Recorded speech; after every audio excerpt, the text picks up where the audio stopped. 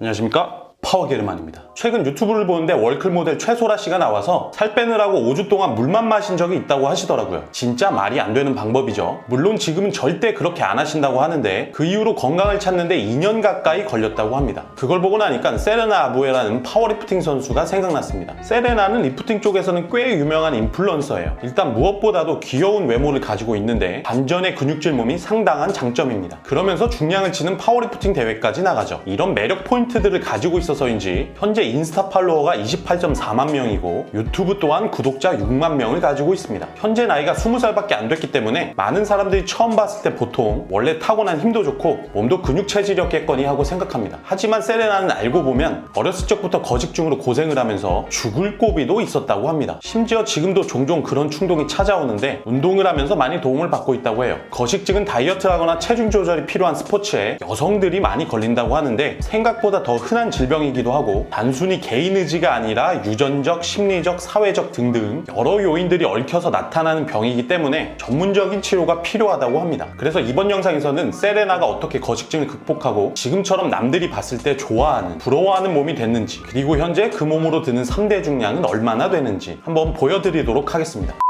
2012년 당시 건강한 모습이고요. 현재 20살이니까 이때가 겨우 12살인 거죠. 2013년에 그 어린 나이에 첫 다이어트를 시작했는데 얼마 안 가 거식증이 발생했다고 합니다. 한참 먹으면서 성장할 시기에 무리한 다이어트를 해서 이런 결과가 온 게 아닌가 싶기도 해요. 2014년 초가 되니까 증상이 굉장히 악화되면서 몸무게가 28.5까지 떨어지고 심박수는 30ppm까지도 떨어졌다고 합니다. 참고로 현재는 몸무게가 47kg인 상태고요. 심박수는 60에서 100ppm 사이가 정상인 거죠. 그러니까 굉장히 안 좋은 상황이라 여러 다른 증상들까지 동반이 되면서 죽을 고비까지도 왔었다고 합니다. 그래서 거식증 전문 병원에 입원을 해야만 했고 그곳에서 2달 동안 케어를 받고 퇴원을 했는데 얼마 안 가서 다시 재발이 됐다고 해요. 이때 나타났던 특이한 증상 중에 하나는 몸이 약해져서 체온을 유지하기 위한 방어수단인지 원래 털이 나지 않던 부위에 털이 자라기도 했다고 하고요. 재입원한 이후에 약 15kg를 다시 찌웠는데 그것 또한 한 달 반이 채 안 돼서 다시 제자리로 돌아가 또다시 3번째로 입원을 했다고 합니다. 거식증이 이렇게 치료하기가 쉽지 않다고 해요. 제대로 건강을 찾게 된 계기는 운동이었는데 친언니의 권유로 본격적으로 운동을 시작했고 처음에는 가벼운 리프팅과 힛 운동을 시작했다고 합니다. 힛 운동법은 하이 인텐시티 인터벌 트레이닝이라고 해서 말 그대로 고강도로 훈련하면서 짧게 쉬어주는 운동법이죠. 그렇게 운동을 하게 되니까 굶는 건 아니지만 다른 강박을 갖고 몸을 만들면서 먹는 걸 절제했다고 합니다. 그래서 거식증이 재발을 하는 정도까지는 아니었는데 건강하지는 못했고 몸도 계속 작았다고 해요. 보통 처음 운동하는 사람들의 경우 마른 근육을 선호하는 경향은 만국 공통인 것 같습니다. 그런데 운동을 하면 할수록 파워리프팅에 빠지게 되면서